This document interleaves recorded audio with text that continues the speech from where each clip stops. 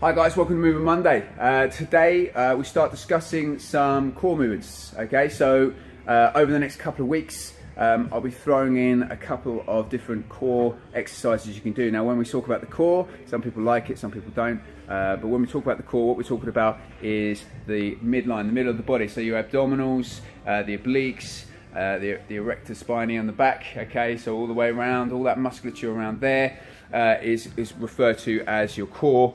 And obviously it's been called other things as well.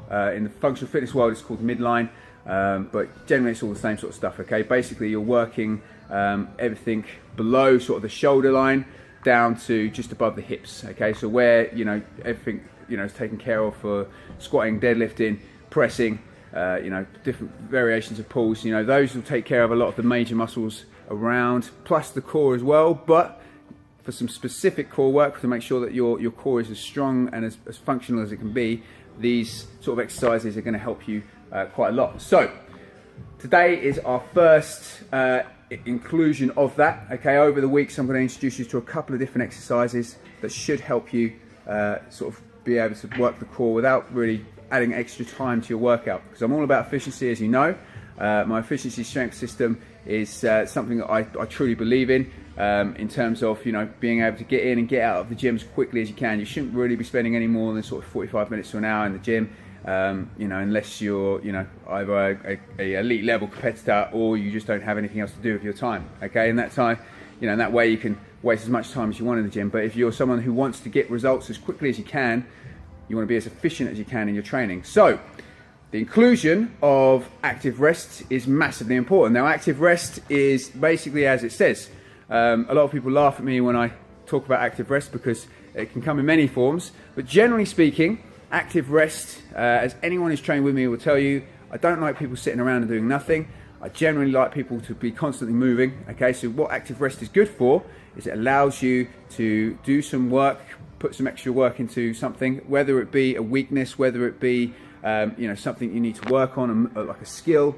These are great times to practice these opportunities. So active rest is basically a minimal taxing movement that you can do in between a main performance movement. For example, say you were squatting, okay, and then I said in between your squats I want you to do some mobility of the shoulders in between. That could be active rest. I can discuss it a lot more in detail in future sort of episodes, but that'll give you an idea what I mean. So these exercises we'll show over the next couple of weeks will actually be really good active rest. Okay guys, so I'll make a video a bit more detail of how you can implement active rest and all the different variations of it in future. That gives me a good topic to go from. Okay, but today specifically we're going to talk about the Pallof Press.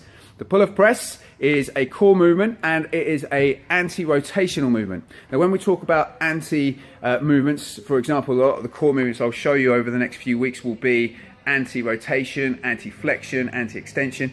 It's just as it says. It's basically what you're trying to do is trying to avoid the movement that you're talking about. So this one at anti-rotation, we're trying to not rotate. Okay, we're trying to go against that sort of the want of the body to rotate. So we're going to add tension or add sort of resistance, so that it makes us resist that resistance, and that builds that core strength and then everything else. Okay, so what you generally would do in the gym is you'll normally do the actual movements themselves, normally flexion and rotation. I rarely see many people practice enough extension. And when we're talking about things like that, as I say, if I use my arm as the example, okay, so when you're flexing, it's basically shortening the range of motion, movement between the joints. Okay, extending is obviously extending at the joint. Okay, and then rotation is when you're turning the joint. Okay, so that's the easiest way to explain it.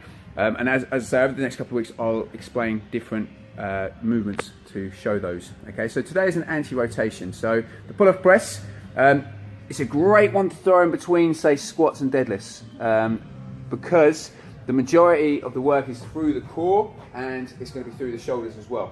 Okay, so all you're going to need for the Pallof Press is a band and then some form of post or something to put the band around. Okay, it doesn't really matter what it is.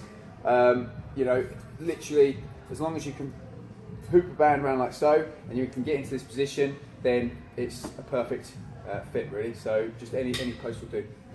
So the pull-off press, basically what we're trying to do, okay, is we're trying to stop the body from rotating in, okay? So by doing that, what we're doing is we're building the core musculature, we're building the obliques, we're building pretty much everything in the body from rotation, okay, by adding resistance to it, okay? I'll move you guys around ever so slightly so you can just see this in a bit more detail. So from there, for example, what we're going to do is you add tension to that band, okay? So there must be tension there, you can't have it all slack, it's just not going to work, okay? You've got to step away, get some tension in the band, and then from that position, you're just looking up, core nice and tight, pressing forward, and then controlling back, okay? That is it, literally it, out to the front, back, okay? From a side view, so you can see that, okay? Add tension to the band, looking up, forward, press out, and back in, okay? Obviously you want to do it both sides when you're doing it, so when you do it one side, you turn around, you do it the other side, make sure there's balance there. But that is pretty much as simple a movement as it can be, okay? And as I say, it's a great active rest movement for things like squats and for deadlifts because it's not going to tax the area of the body that's going to be needed to do the main lift, okay?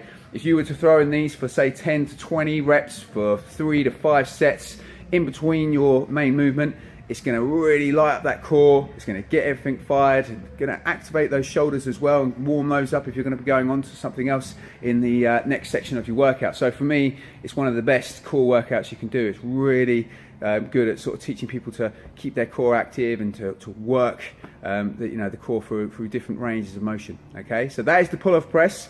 That is anti-rotation. That is the first of the next couple of episodes that we're going to go through on Movement Monday. Next time we'll be doing the plank pull, okay, another one, a favourite of mine, as many of my athletes will contest for that.